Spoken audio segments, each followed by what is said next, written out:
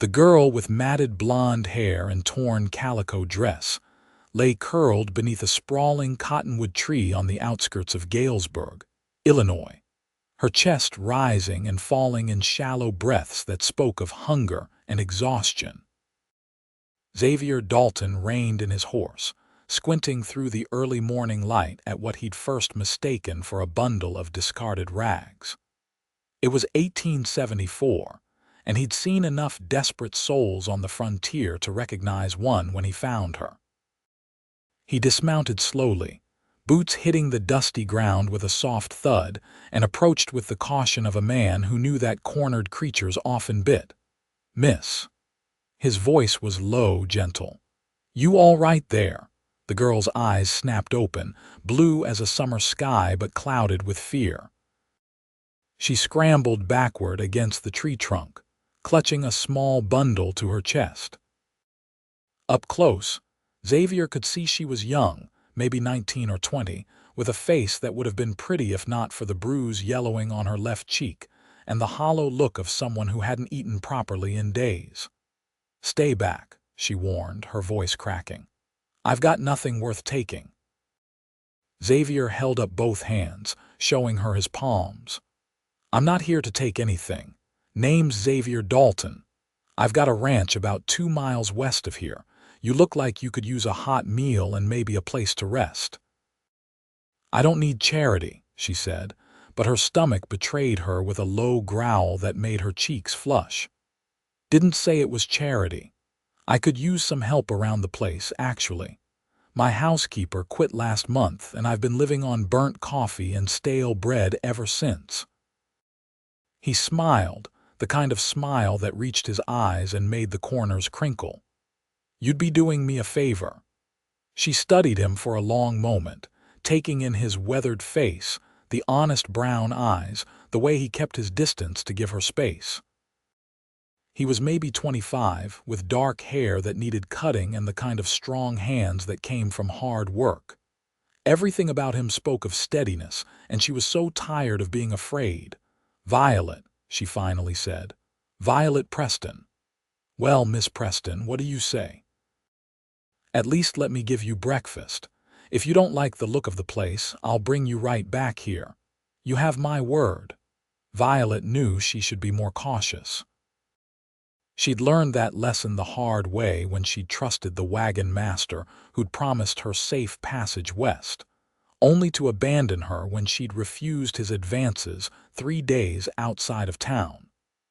But something in Xavier's face made her want to believe that not all men were like that. Besides, she was so hungry she could barely think straight. "Just breakfast," she agreed, getting to her feet with effort. Her legs shook beneath her and Xavier caught her elbow to steady her. "When's the last time you ate?" he asked, concern deepening his voice. 2 days ago. There were some berries by the creek." Xavier muttered something under his breath that might have been a curse. "Come on. Can you ride?" She nodded, and he helped her up onto his horse, a patient bay mare named Sadie, before swinging up behind her. Violet stiffened at the proximity, but Xavier kept a respectful distance, one arm loosely around her waist to keep her steady. The ranch, when they reached it, was modest but well kept. A 2-story house painted white, a barn that looked sturdy, and several corrals holding cattle and horses. Smoke curled from the chimney, and Violet realized someone else must be here. "That's just Tom, my ranch hand," Xavier explained, seeing her tense. "He's about 60 years old and harmless as a kitten. His wife passed 2 years back, and he mostly keeps to himself in the bunkhouse." He helped her down and led her into the house. The inside was neat but clearly lacking a woman's touch. The furniture was practical rather than pretty, and dust motes danced in the morning sunlight streaming through the windows. "Sit," Xavier said, pointing to a chair at the kitchen table. "I'll get something cooking." Violet sank into the chair, hardly believing this was real. She watched as Xavier moved around the kitchen with surprising competence, stoking the fire in the stove and pulling out eggs, bacon, and bread. Within minutes, The smell of cooking food filled the air, and her stomach clenched with anticipation. "How'd you end up sleeping under that tree?" Xavier asked as he worked, his tone conversational rather than prying. Violet hesitated. She'd gotten good at lying over the past few weeks, at making up stories that kept people from asking too many questions. But something about Xavier made her want to tell the truth.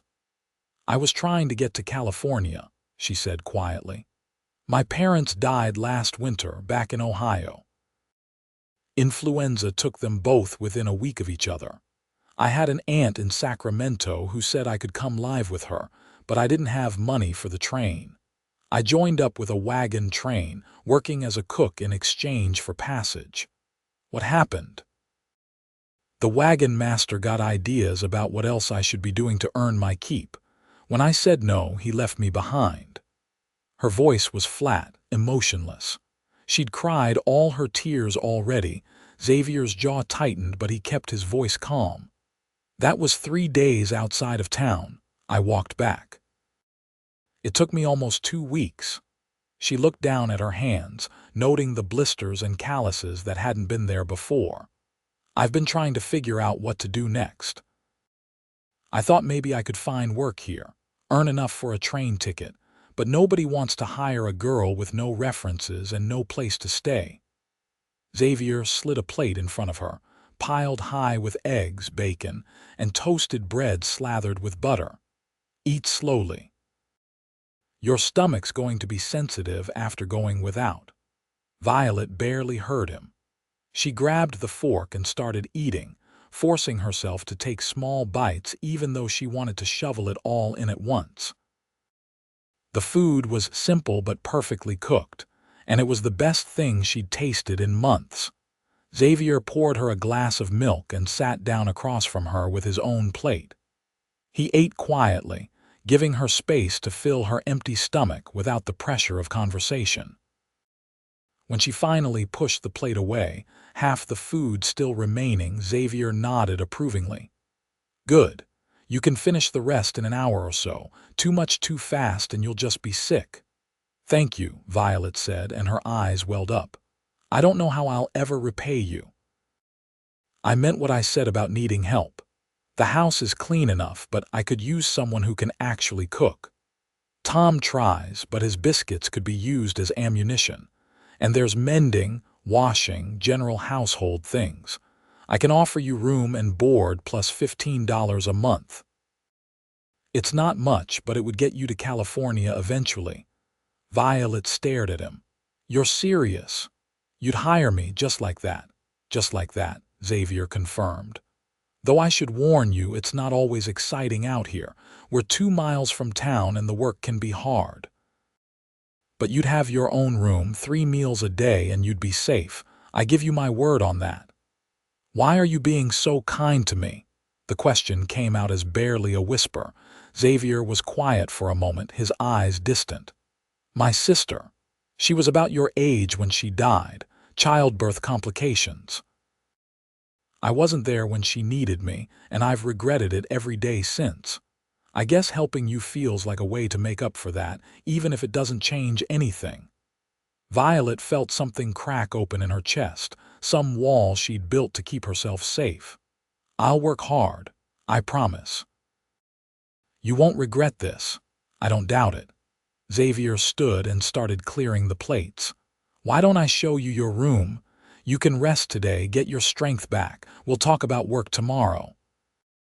The room he showed her to was small but clean, with a real bed covered in a patchwork quilt, a washstand with a pitcher and basin, and a window that looked out over the prairie. Violet touched the quilt with trembling fingers, hardly believing it was real. "There's a clean dress in the wardrobe," Xavier said from the doorway. "It was my sister's. Emma was about your size. You're welcome to it and anything else you need." "Xavier." He turned back at the sound of his name. "Thank you for everything," he nodded, something soft in his expression. "Get some rest, Violet. You're safe now." After he left, Violet sat on the edge of the bed, her mind spinning. She should have been more suspicious, more cautious. But when she looked around this simple room, when she thought about Xavier's kind eyes and his story about his sister, she found she wanted to trust him. For the first time in months, she felt like maybe everything would be all right. She lay back on the bed, intending to rest for just a moment, and was asleep before her head fully hit the pillow. When she woke, the sun was low in the sky, painting the room in shades of gold and amber. Someone had left a tray beside her bed with the remainder of her breakfast and a fresh glass of milk. Violet ate slowly, savoring every bite, then explored the room more thoroughly. The wardrobe held several dresses, all simple but well made. She chose a blue calico that reminded her of the dresses her mother used to wear and used the water in the pitcher to wash as best she could. It wasn't a proper bath, but it was enough to make her feel human again. When she finally ventured downstairs, she found Xavier in the kitchen, staring dubiously at a pot on the stove. "I'm attempting stew," he said without turning around. "It's not going well." Violet moved to his side and peered into the pot. The meat was already starting to burn on the bottom, and he'd added far too much salt. "May I?" Xavier stepped aside with obvious relief. "Please, I surrender." Violet took over, her hands moving with the confidence of someone who'd been cooking since she was tall enough to reach the stove. She salvaged what she could, added vegetables and herbs from the small garden she'd spotted outside, and within an hour had produced a stew that actually smelled appetizing. They ate at the kitchen table, Tom joining them with a shy nod in Violet's direction. The older man had kind eyes and work-roughened hands, and Violet felt herself relax another degree. "Miss Preston is going to be helping out around here," Xavier told Tom. "Cooking, cleaning, that sort of thing." "Well, thank the Lord for that," Tom said with feeling. "No offense, boss, but your cooking could kill a man." Xavier laughed, and the sound was warm and genuine. "None taken. I'm well aware of my limitations." After dinner, Violet insisted on washing the dishes while Xavier took care of the evening chores. She moved around the kitchen, learning where everything was kept, already mentally planning meals for the coming days. It felt good to be useful again, to have a purpose beyond simple survival. That night, lying in her real bed with her full stomach and clean dress, Violet stared up at the ceiling and thought about how much her life had changed in a single day. She'd been sleeping under the stars, desperate and alone, and Xavier had offered her not just a roof but something that felt almost like hope. The next few weeks fell into an easy rhythm. Violet woke early to make breakfast, spending her days cooking, cleaning, and slowly bringing life back to the house. She baked bread that actually rose properly, made curtains for the windows from fabric Xavier bought in town, and planted herbs in the garden. The work was hard, but it was satisfying in a way her old life had never been. Xavier proved to be as good as his word. He was respectful, kind, and worked harder than any man Violet had ever known. He was up before dawn to tend the cattle and horses, spending long days mending fences and breaking new horses. But no matter how tired he was, he always had a smile for her, always took time to ask about her day. Violet found herself watching him more than she should. She noticed the way his eyes crinkled when he laughed, the gentle way he handled the horses, the patience he showed with Tom when the older man's memory failed. She noticed the broadness of his shoulders and the way his shirt stretched across them when he lifted heavy things. And she noticed, most of all, the way her heart sped up whenever he walked into the room. She tried to tell herself it was just gratitude.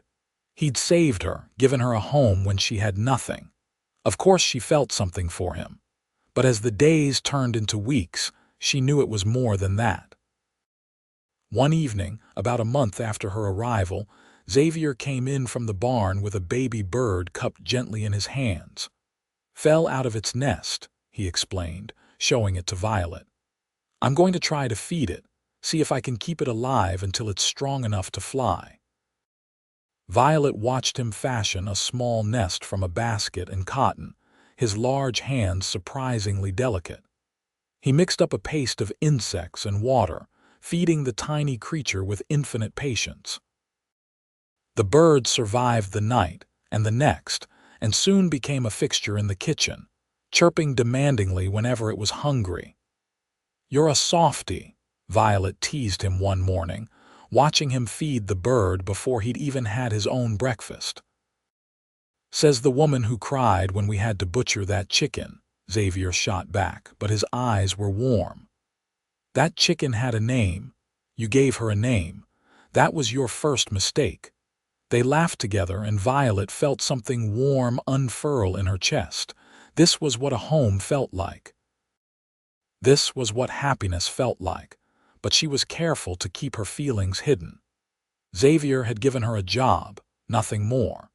He'd never indicated he saw her as anything beyond his housekeeper, and she couldn't risk ruining the good things she had by wanting more than he was willing to give. Then came the day everything changed. Violet had gone into town to buy supplies, driving the wagon Xavier had taught her to handle. She'd been nervous about going alone, but Xavier had been busy with a difficult horse, and Tom's arthritis was acting up. She'd assured them both she'd be fine. The trip had gone smoothly until she was loading the last of her purchases into the wagon. A man approached her, and her blood ran cold when she recognized him. It was Clarence Morton, the wagon master who'd abandoned her. "Well, well," he drawled, his eyes traveling over her in a way that made her skin crawl. "Little Violet Preston, you cleaned up nice." "Leave me alone," Violet said, her voice shaking despite her best efforts to sound brave. "Now, is that any way to greet an old friend?" He stepped closer, blocking her path to the wagon seat. "I heard you landed on your feet out at the Dalton place. Didn't take you long to find another man to take care of you, did it?" "It's not like that. I work for him." "Sure you do." His smile was ugly.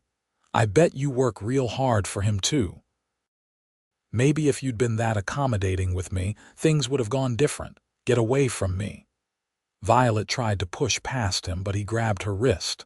"I don't think so. See, you owe me. I brought you this far, didn't I? Seems to me you ought to show some gratitude. Let go of me." Violet twisted in his grip, panic rising in her throat. The lady said, "Let go." The voice was cold, dangerous, and absolutely Xavier's. He stood a few feet away, his whole body radiating controlled fury. "I suggest you do it. Now." Morton released Violet's wrist and took a step back. "We were just talking. Didn't look like talking to me." Xavier moved to Violet's side, putting himself slightly between her and Morton. "You all right?" he asked her quietly. Violet nodded, rubbing her wrist. "He's the wagon master, the one who left me." Xavier's jaw tightened. He looked at Morton, and something in his eyes made the other man take another step back.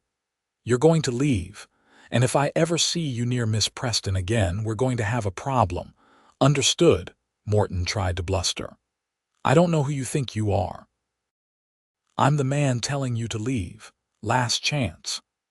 Whatever Morton saw in Xavier's face convinced him. He left, muttering under his breath but moving quickly. Xavier waited until he disappeared around the corner before turning to Violet. "Did he hurt you?" "No, I'm fine, just scared." She was shaking, she realized. Her whole body was trembling with the aftershock of fear. "Come here." Xavier pulled her into his arms, holding her gently but firmly. "You're safe. I've got you." Violet buried her face in his chest, breathing in the smell of him. Leather and hay and something uniquely Xavier. She felt his heart beating strong and steady against her cheek, and slowly her trembling eased. "Thank you," she whispered.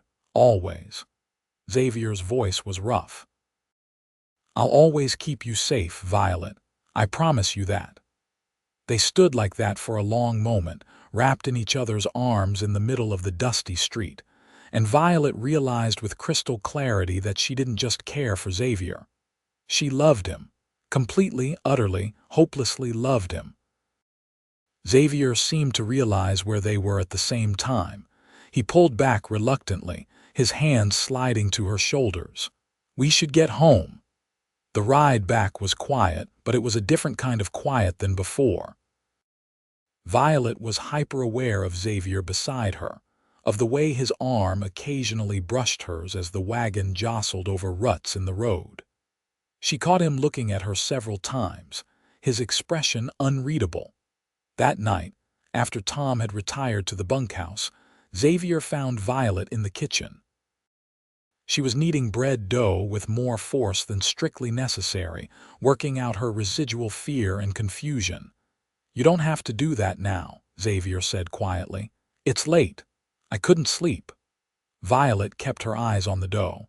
"Thought I might as well be useful, Violet." He moved closer and she could feel the warmth of him at her back. "Look at me." She turned slowly, wiping flour from her hands. Xavier stood closer than he'd ever stood before, his eyes dark and intense. "I need to tell you something," he said. "And I need you to listen before you say anything, all right?"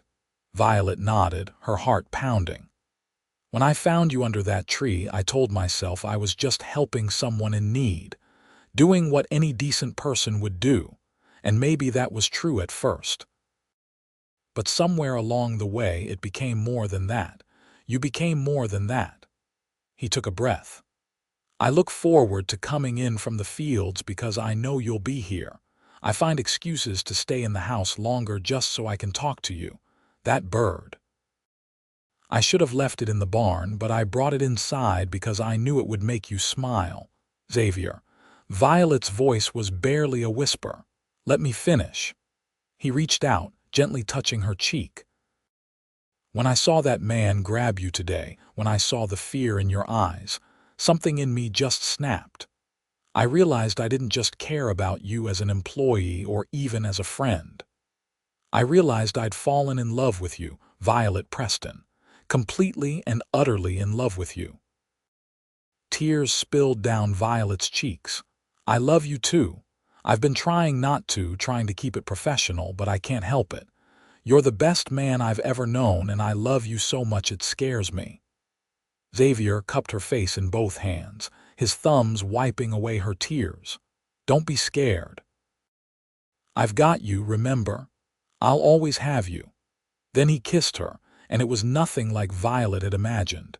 It was soft and gentle and filled with a tenderness that made her heart ache.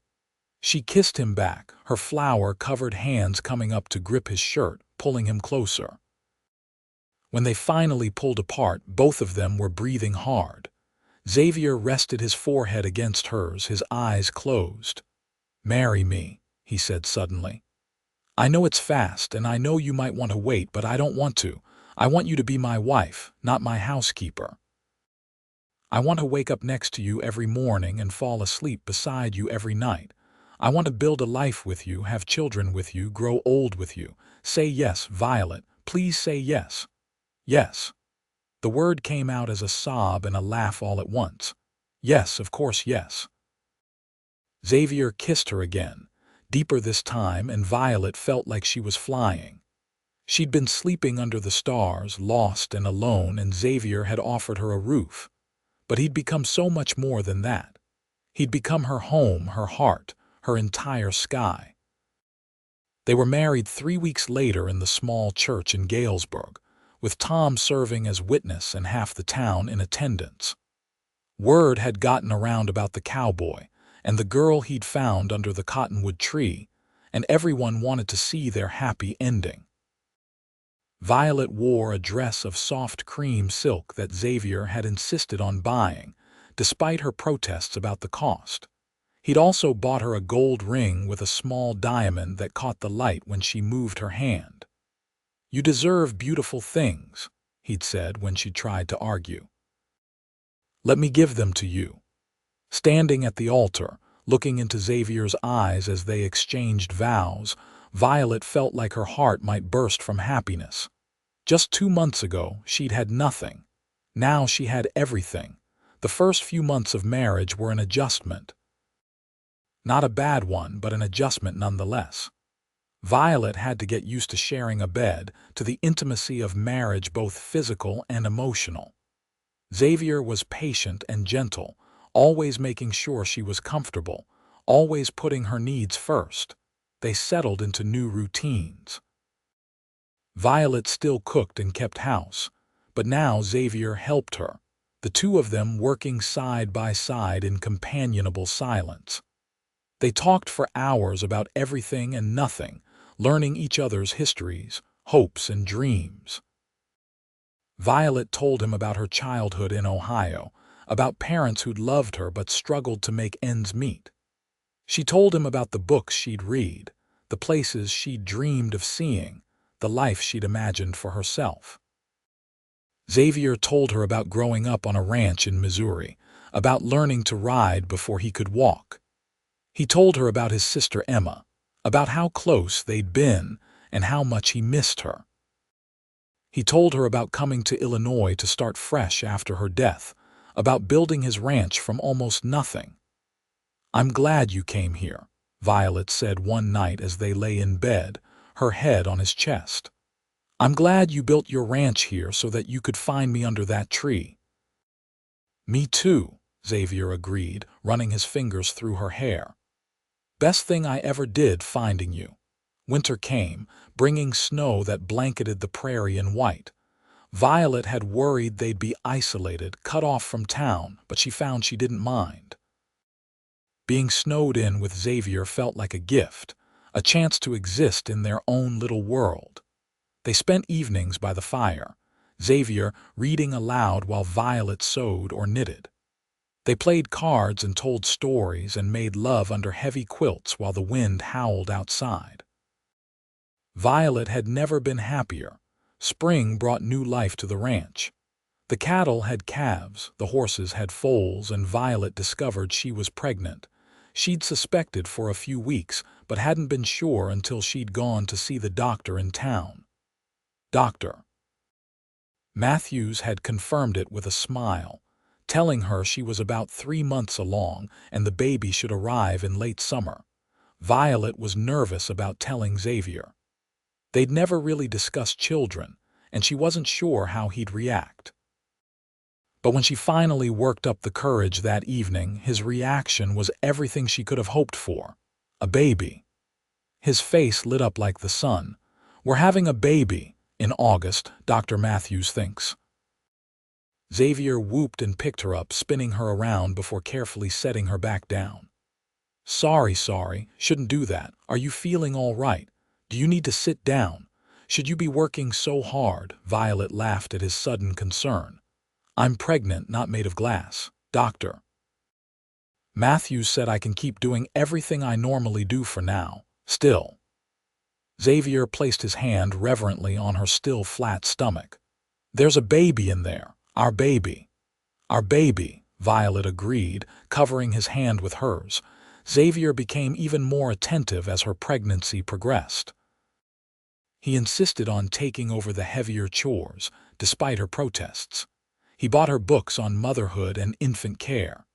He started building a cradle in the barn, working on it in his spare time until it was a work of art, carved with birds and flowers.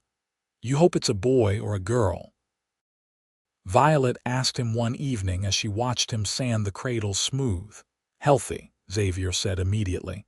"That's all I care about, but if I had to choose, maybe a boy first, someone to help me run the ranch someday." "And then a girl," Violet teased. "And then a whole house full of children," Xavier agreed. "As many as you want to give me." Violet's heart swelled. She loved this man so much it physically hurt sometimes. The baby, when he arrived in late August after 12 hours of labor, was indeed a boy. They named him Samuel, after Xavier's father, and Violet had never seen anything more beautiful than her husband holding their tiny son for the first time. "Hello, Sam," Xavier whispered, his voice thick with emotion. "I'm your papa, and I'm going to love you forever." Violet cried, hormones and happiness and relief all mixing together. Xavier sat beside her on the bed, carefully placing Samuel in her arms, and they stared at their son in wonder. "We made this," Violet said in amazement. "We made a whole person." "You did all the hard work," Xavier corrected. "I'm just along for the ride." "Liar." But Violet smiled. Motherhood was harder than Violet had expected. Samuel was a colicky baby, crying for hours every evening no matter what they tried. Violet was exhausted, running on almost no sleep, and some days she felt like crying herself. But Xavier was there every step of the way. He walked Samuel when Violet needed to rest, rocked him in the middle of the night, changed diapers without complaint. He never once suggested that caring for the baby was solely her responsibility. "We're partners," he told her when she tried to apologize for her exhaustion. "In everything. That includes this." Samuel eventually outgrew his colic, becoming a happy, curious baby who loved everyone and everything. Tom was completely smitten, spending hours entertaining the boy while Violet got her work done. "Never thought I'd get to be a grandfather," Tom said one day, bouncing Samuel on his knee. "This is better than I deserved." "Your family, Tom," Xavier told him. "Of course you're his grandfather." Violet watched them all together, her heart full. This was what she'd dreamed of when she'd been young. A family, a home, people who loved her. She just never imagined it could be this good. The years passed in a blur of happiness. Samuel grew into a sturdy toddler, then a curious little boy. He had Xavier's dark hair and Violet's blue eyes, and he was fearless in a way that gave Violet heart attacks on a regular basis. When Samuel was 3, Violet discovered she was pregnant again. This time, the pregnancy was easier, and in the spring of 1879 they welcomed a daughter they named Emma, after Xavier's sister. Emma was completely different from Samuel. Where he'd been colicky and fussy, she was placid and easy. She hardly ever cried, content to lie in her cradle and observe the world with solemn gray eyes. "She's going to be the smart one," Xavier predicted. "You can see her thinking." He was completely smitten with his daughter, wrapping her around his little finger from day one. Violet teased him about being overprotective, but secretly she loved watching him with Emma, loved the gentleness he showed. Samuel adored his little sister, always wanting to help with her care. He'd bring her toys and sing her nonsense songs, and Emma would watch him with that serious expression, occasionally deigning to give him a gummy smile. Life on the ranch continued its steady rhythm. The ranch prospered, Xavier's reputation for quality horses spreading throughout Illinois and beyond. They hired additional hands to help with the work, and Xavier built a larger barn and another bunkhouse. Violet expanded her garden, selling vegetables and herbs in town. She also started baking bread and pies to sell, her reputation for good cooking spreading just as Xavier's reputation for horses had. The extra income was nice, but more than that, Violet loved having something that was hers, something she'd built with her own hands. When Emma was 2 and Samuel was 5, Tom passed away in his sleep. They found him in the bunkhouse, looking peaceful as though he'd just drifted off. Xavier took it hard, having grown close to the older man over the years. "He was more than an employee," Xavier said at the funeral. "He was family." They buried Tom in the small cemetery on the edge of town, and Xavier made sure his headstone was one of the nicest there. Violet held his hand throughout the service, offering silent support, and that night she held him while he cried for the man who'd been like a father to him. Life moved on, as it always did. Samuel started school in town, riding in with Xavier 3 days a week. Emma grew into a bright, curious little girl who asked 1,000 questions about everything. And Violet and Xavier's love only deepened, maturing into something steady and true. On their 10th wedding anniversary, Xavier surprised Violet with a trip to Chicago.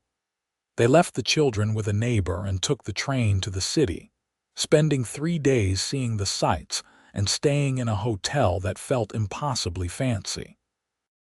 "I can't believe we're here," Violet said, staring out the hotel window at the bustling city below. "I never thought I'd see a place like this." "I wanted to give you something special," Xavier said, wrapping his arms around her from behind. "You deserve the world, Violet." "I wish I could give it to you. You already have." She turned in his arms, looking up at him. "You've given me everything I ever wanted. A home, a family, a love that makes me feel safe and cherished every single day. What more could I possibly want?" Xavier kissed her, and it was just as sweet as their first kiss had been a decade ago. "I love you," he murmured against her lips. "I will love you until the day I die and beyond." "I love you too," Violet whispered back. "My cowboy who gave me the sky." They made love that night with the sounds of the city outside their window, relearning each other's bodies, reminding themselves why they'd fallen in love in the first place. And the next morning, they walked the streets of Chicago hand in hand, just two people among thousands, but feeling like they were the only two people in the world. When they returned home, Samuel and Emma greeted them with squeals of delight, throwing themselves into their parents' arms. Violet caught Xavier's eye over their children's heads, and the look he gave her said everything. This was home. This was everything. This was enough. More years passed. Samuel grew into a tall, serious young man who loved the ranch as much as Xavier did. He had his father's work ethic and his mother's compassion, and Violet was so proud of the person he was becoming. Emma was artistic, always drawing or painting or making up stories. She wanted to be a teacher, she announced when she was 10, and Xavier immediately started putting money aside for her education. "She'll go to a real school," he said firmly. "Get a proper education. I want our children to have every opportunity." Violet loved him for that, for wanting more for their children than he'd had himself. When Violet was 35, she discovered she was pregnant again, much to everyone's surprise. Samuel was 15 and Emma was 12, both of them old enough to be bemused by the idea of a new sibling. "Aren't you a little old for this?" Emma asked with teenage bluntness. "Apparently not," Violet said dryly. But privately, she was nervous. She'd heard stories of women her age having difficulties with pregnancy and childbirth, and she couldn't help but worry. Xavier was worried too, though he tried to hide it. He hovered even more than he had with the first two pregnancies, until Violet finally had to tell him to give her some space. "I'm not made of porcelain," she said with exasperation. "I'm just pregnant." "I just want you to be careful," Xavier said. "I can't lose you, Violet, I can't." His fear was so raw, so honest that Violet's annoyance melted away. She took his hand and placed it on her swelling belly. "You're not going to lose me. I'm strong and this baby is strong. We're going to be fine." And they were. The baby, another boy they named Thomas after Tom, arrived in the spring of 1889 after a surprisingly quick labor. He was healthy and loud, and Samuel and Emma were enchanted with their baby brother. "He's so tiny," Samuel marveled, holding Thomas with careful hands. "You were that tiny once," Violet told him. "Now look at you." Samuel was almost as tall as Xavier now, with the same broad shoulders and strong hands.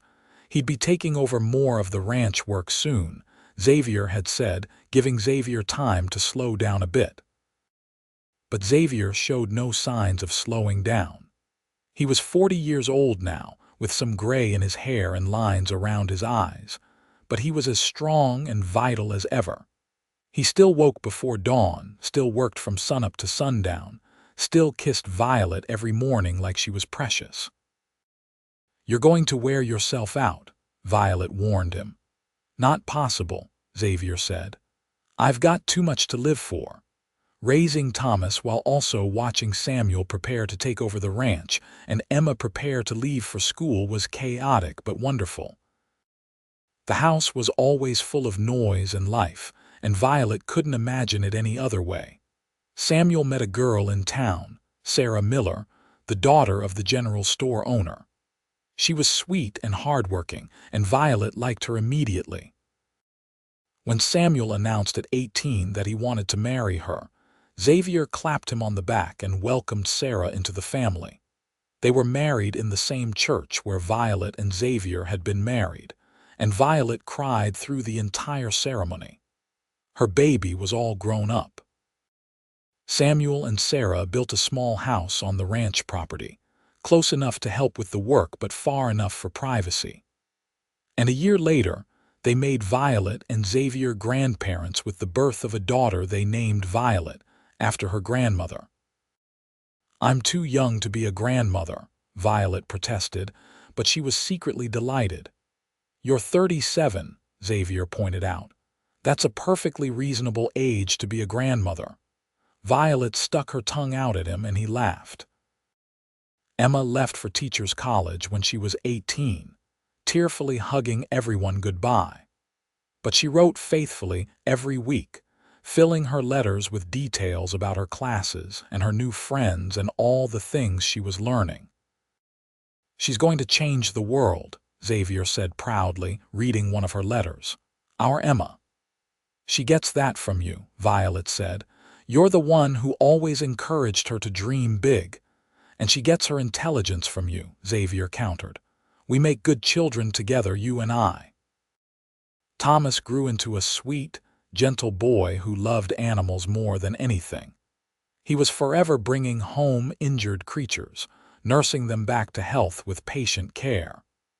Xavier built him a small shelter where he could keep his patients, and Thomas was in heaven. "He's going to be a veterinarian," Violet predicted. "Mark my words." Life continued its steady march. More grandchildren arrived as Samuel and Sarah had 2 sons.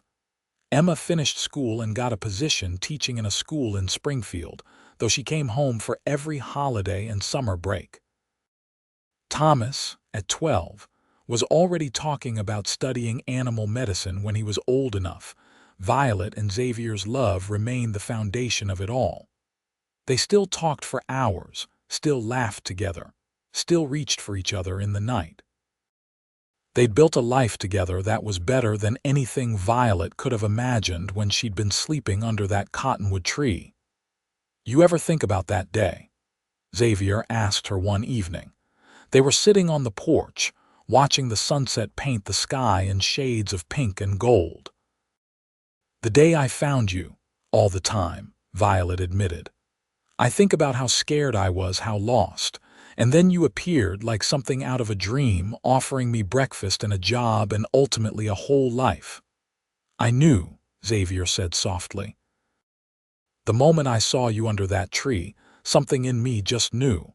I tried to tell myself I was just being kind, but deep down, I knew you were going to change everything." "You changed everything for me," Violet said. "You gave me a home when I had nothing. You gave me love when I thought I'd never be loved. You gave me children and a future and a reason to wake up every morning with joy in my heart." Xavier took her hand, lacing their fingers together. "You were sleeping under the stars and I offered you a roof, but somehow you became my sky. You're everything, Violet, my whole world." Tears streamed down Violet's cheeks. "I love you so much, more than I could ever put into words." "I love you too," Xavier said. "From that first moment to this one and every moment to come." They sat together as the sun sank below the horizon, 2 people who'd found each other against all odds and built something beautiful. The ranch stretched around them, filled with the life they'd created together. Children and grandchildren, animals and crops, love and laughter and occasionally tears. It was everything, and it was enough. Years continued to pass in their steady rhythm. Emma married a fellow teacher, a kind man named Robert who loved her for her fierce intelligence and big heart. They settled in Springfield, and Emma continued teaching while raising 3 children of her own. She visited the ranch often, bringing her children to learn about horses and cattle and wide open spaces. Thomas, as Violet had predicted, went on to study veterinary medicine. He apprenticed with a veterinarian in Chicago, learning everything he could before returning to Galesburg to open his own practice. He married a quiet girl named Alice who shared his love of animals, and they had 2 children who were just as gentle and kind as their father. Samuel continued to run the ranch with Xavier, though as the years went on, Xavier did less and less of the physical work. His body, after decades of hard labor, was starting to show its age. His back ached in the mornings, his hands were stiff with arthritis, and he moved a little slower than he once had. "I'm getting old," he said ruefully to Violet on his 55th birthday. "You're distinguished," Violet corrected. She was 48 now, with gray threading through her blonde hair and laugh lines around her eyes. But she still felt beautiful when Xavier looked at her, still felt cherished when he pulled her close. "We're both getting old," Xavier amended. "When did that happen?" "Slowly, and then all at once," Violet said. "But I don't mind. I wouldn't trade a single gray hair if it meant giving up any of the years we've had together." They'd been married for 32 years now, and their love had only grown stronger with time. They'd weathered storms and droughts, crop failures and cattle diseases, the normal ups and downs of ranch life. They'd raised 3 children and watched them become adults with families of their own. They'd buried friends and celebrated new births and lived a life full of joy and meaning. On their 35th wedding anniversary, their children threw them a party. The whole town seemed to turn out, filling the ranch with music and laughter and food. Everyone wanted to toast the couple who'd become something of a legend, the girl found sleeping under the stars and the cowboy who'd given her a home. "Tell us the story again," one of the grandchildren begged. "Tell us how Grandpa found Grandma." So Xavier and Violet told it, taking turns, the story worn smooth with retelling but no less precious for it. They told about the cottonwood tree and the burnt coffee and the baby bird. They told about falling in love and getting married and building a life together. "The best day of my life," Xavier said, looking at Violet with eyes still full of love, "was the day I found you." "The best day of mine," Violet replied, "was the day I said yes." Their children and grandchildren applauded and someone called for a dance. Xavier stood with some difficulty, his joints protesting, but he held out his hand to Violet with a courtly bow. "May I have this dance, Mrs. Dalton?" "Always, Mr. Dalton." They danced slowly, carefully, surrounded by the people they loved most in the world. And Violet thought about how far they'd come from that first meeting under the cottonwood tree. She'd been broken then, lost and scared and alone, and Xavier had offered her not just shelter, but hope. He'd shown her that love wasn't about grand gestures or dramatic declarations. It was about showing up, day after day, choosing each other again and again. They danced as the sun set, painting the sky in brilliant colors, and Violet leaned her head against Xavier's chest and listened to the steady beat of his heart. This was home. This was love. This was everything. As they grew older, Xavier and Violet spent more time simply being together. They'd sit on the porch in the evenings, watching the grandchildren play, holding hands and talking about everything and nothing. They'd take slow walks around the ranch, Xavier pointing out changes and improvements, Violet listening with the patience of someone who'd heard it all before but never minded hearing it again. "I'm glad I built my ranch here," Xavier said one day. "Right here in this exact spot. Because if I hadn't, I never would have been riding past that cottonwood tree on that particular morning. I never would have found you." "I'm glad too," Violet said. "Though I do wonder sometimes what my life would have been like if you hadn't come along. Would I have made it to California? Would I have found my aunt?" "Do you wish you had?" Xavier asked, and there was vulnerability in his voice. "Not for a single second," Violet said firmly. "This life with you is better than anything I could have imagined. You're my home, Xavier. You always have been." Xavier kissed her temple and they continued their slow walk. Two old lovers who'd weathered decades together and come out stronger for it. When Xavier was 60, he had a minor heart attack. It scared everyone, but especially Violet. She stayed by his side in the doctor's office, holding his hand and trying not to show her fear. "You're going to need to take it easy," Dr. Wilson, who'd taken over the practice from Dr. Matthews, told Xavier firmly. "No more hard labor. Let Samuel and the hands handle the physical work." Xavier grumbled about being put out to pasture, but he followed the doctor's orders. He spent more time in the house, more time with Violet, and if he missed the hard physical work, he never complained. Instead, he threw himself into teaching his grandchildren everything he knew about ranching and horses and life. "You're good at this," Violet told him, watching him show one of Samuel's boys how to properly saddle a horse. "Teaching. I had a good teacher," Xavier said, pulling her close.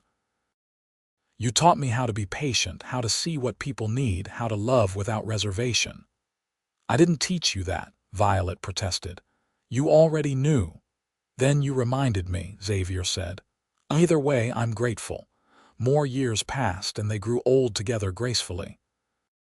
They celebrated 50 years of marriage surrounded by children, grandchildren, and even a few great-grandchildren. The party was smaller this time, just family, but it was no less joyful. 50 years, Emma marveled. "That's incredible." "It's easy when you marry the right person," Xavier said, smiling at Violet. "The years just fly by." "They really do," Violet agreed. She was 72 now, her hair completely white, her movements slower. But she still felt like that 19-year-old girl sometimes, sleeping under the stars and dreaming of a better life. And then she'd look at Xavier and realize her dreams hadn't just come true. They'd been exceeded in every possible way. Xavier's health continued to decline slowly. Another heart attack when he was 68, a bout of pneumonia that following winter that left him weak for months. But he was stubborn, refusing to give up, and Violet nursed him through everything with the same fierce love that had characterized their entire marriage. "You're not allowed to leave me," she told him sternly one night after he'd been particularly ill. "We have a deal. Together until the end, remember?" "I remember," Xavier said weakly. "And I intend to keep that promise. But Violet, if something happens—" "Nothing's going to happen," Violet said firmly. "You're going to get better and we're going to have at least another 10 years together, at least." Xavier smiled and took her hand. "All right, love, if you say so." And he did get better, rallying with the spring weather. They celebrated his 70th birthday with a quiet family dinner, and he seemed stronger than he had in months. "I'm going to make it to 80, he announced. "I'm going to see all my grandchildren grown and married." "Of course you are," Violet agreed. That summer was beautiful. The weather was perfect, the ranch was thriving under Samuel's management, and Xavier seemed to have found a new lease on life.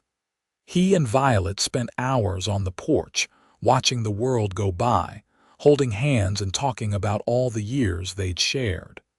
"You have any regrets?" Xavier asked her one evening. Violet thought about it carefully.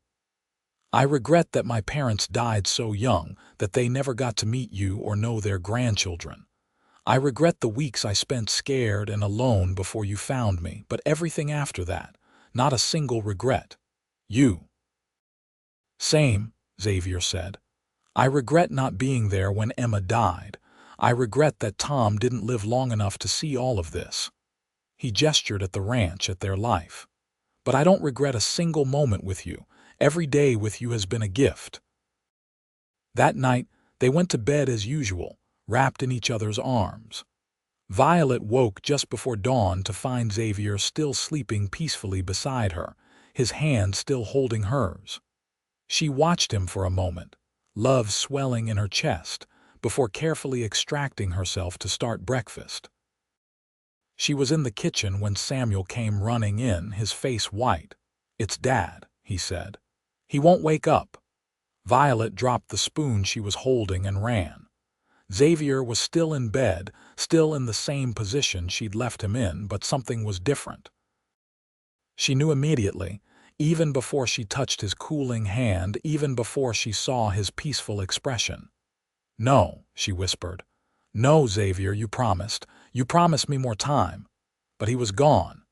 He'd slipped away in his sleep peacefully without pain or fear. The doctor, when he arrived, said it had been his heart. Quick and painless, he assured them. Xavier wouldn't have even known. Violet couldn't process it. After 53 years together, after building an entire life side by side, Xavier was just gone. She kept expecting him to walk through the door, to smile at her, to pull her into his arms. But he never did. They buried him next to Tom in the cemetery on the edge of town. Half of Galesburg turned out for the funeral, everyone wanting to pay their respects to a man who'd been respected and loved by all who knew him. Emmer read a poem, Samuel gave a eulogy, and Thomas spoke about his father's love of animals and life. But Violet couldn't speak. She sat in the front row, holding little Violet, her oldest grandchild, now a young woman herself, and stared at the casket that held the love of her life. "Tell us about Grandpa," little Violet whispered. "Tell us the story." So Violet told it one more time, her voice breaking but strong. She told them about a girl sleeping under the stars who had nothing and no one. She told them about a cowboy who offered her a roof and became her entire sky. She told them about a love that had lasted more than 5 decades, that had produced 3 children and countless grandchildren and great-grandchildren. She told them about a life well lived, about a man who'd been kind and strong and endlessly loving. "He saved me," Violet said at the end. "In every way a person can be saved. And I'd like to think I saved him too in my own way. We saved each other, and we built something beautiful together." The days after the funeral were the hardest of Violet's life. She'd been with Xavier for 53 years. She didn't know how to exist without him. She'd wake in the night, reaching for him, only to find his side of the bed cold and empty. She'd cook dinner and set 2 places before remembering. She'd think of something she wanted to tell him, only to remember she couldn't. Her children rallied around her, taking turns staying at the house, making sure she ate and slept and wasn't alone too much. But eventually, life had to return to normal. Samuel had his own family and the ranch to run. Emma had to return to Springfield. Thomas had his practice.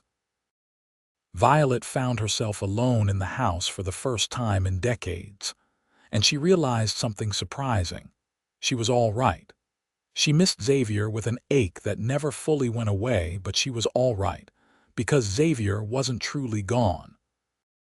He was in every corner of this house they'd built together. He was in the ranch that spread beyond the windows, in the children and grandchildren who carried his legacy. He was in her heart, in her memories, in the way she'd learned to love without fear. She'd been sleeping under the stars, and he'd offered her a roof. And then he'd become her whole sky, filling her life with light and love and meaning. And even though he was gone now, that sky remained. She could still feel him when she sat on the porch in the evenings. She could still hear his voice in her memories. She could still feel his love surrounding her. Violet lived for another 12 years after Xavier's death. She spent that time with her children and grandchildren and great-grandchildren, telling them stories about Xavier, about their love, about the life they'd built. She kept the ranch running smoothly, though Samuel did most of the work. She continued her garden and her baking, finding purpose in the simple rhythms of life. And every night, before she went to sleep, she'd look out the window at the stars and think about a scared young girl sleeping under a cottonwood tree. She'd think about a kind cowboy who'd offered her breakfast and a job and ultimately his entire heart. And she'd smile, grateful for every moment they'd had together. When Violet died at 84, peacefully in her sleep just as Xavier had, her children found a letter she'd written. It was addressed to all of them, a final message from a woman who'd lived a full and love-filled life. "I want you to know," the letter said, "that I've had a wonderful life. There were hard times and sad times, but there was so much joy, and all of that joy came from your father. He found me when I had nothing, and he gave me everything. He showed me what love really meant, showing up, being present, choosing each other every single day. I know you'll miss me, but please don't be sad for too long. I've gone to be with your father, and I couldn't be happier about that. After 12 years apart, I'll finally get to see his face again, to hold his hand, to hear him call me his sky. Take care of each other. Love each other the way your father and I loved each other with everything you have. Build lives full of meaning and purpose.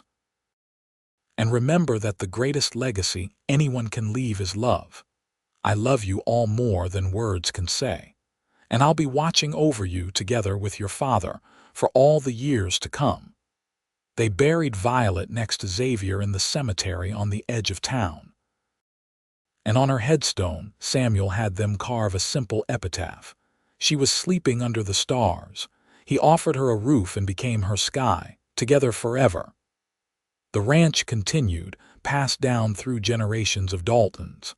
The house stood strong, filled with new families, new children, new love. But everyone who lived there knew the story of Xavier and Violet, the cowboy and the girl he'd found under the cottonwood tree. And sometimes, on quiet evenings when the sun was setting and the air was soft, people swore they could feel them there. Two spirits still together, still in love, watching over the life they'd built with joy and gratitude, because some loves don't end with death. Some loves are too big, too true, too deep to ever fully fade. They echo through the generations, inspiring and comforting and reminding everyone who hears their story that true love, the kind that changes everything, is always worth fighting for. Violet had been sleeping under the stars, lost and alone, and Xavier had offered her a roof. But what he'd really given her was so much more. He'd given her hope and love and a reason to believe in happy endings. He'd become her sky, vast and endless and full of light. And in return, she'd given him the same. Two broken people who'd found each other and become whole. Two lonely souls who'd found home in each other's arms. Two hearts that had beaten as one for more than 5 decades and would continue beating together, somewhere beyond the stars, for all eternity. Their love story became legend in Galesburg, passed down from parent to child, a reminder that even in the hardest times, even when all seems lost, love can find a way. Xavier and Violet's story taught that kindness matters, that taking a chance on someone can change everything, and that the greatest adventure of all is building a life with someone you love. The cottonwood tree where Xavier had found Violet still stood on the outskirts of town, ancient and gnarled now. And every year on the anniversary of that fateful meeting, members of the Dalton family would gather there. They'd spread a blanket under its branches, share a meal, and tell the story again. They'd talk about a scared young girl who'd had nothing but hope. They'd talk about a kind cowboy who'd seen someone in need and stopped to help. They'd talk about a love that had lasted a lifetime and beyond, that had created a legacy of family and ranch and endless love. And then they'd look up at the sky, at the stars beginning to appear as the sun set, and they'd think about Violet and Xavier, together again at last. And they'd smile, knowing that true love never really ends. It just transforms, becoming something even more beautiful, something eternal, because Violet had been sleeping under the stars and Xavier had offered her a roof. But what they'd built together was so much more than shelter. It was a home. It was a family. It was a love that would echo through the ages, inspiring everyone who heard their story to believe in the power of kindness, the strength of commitment, and the miracle of finding your person in this vast, beautiful world. Their story was complete, their ending happy, their love eternal. And that, after all, was everything.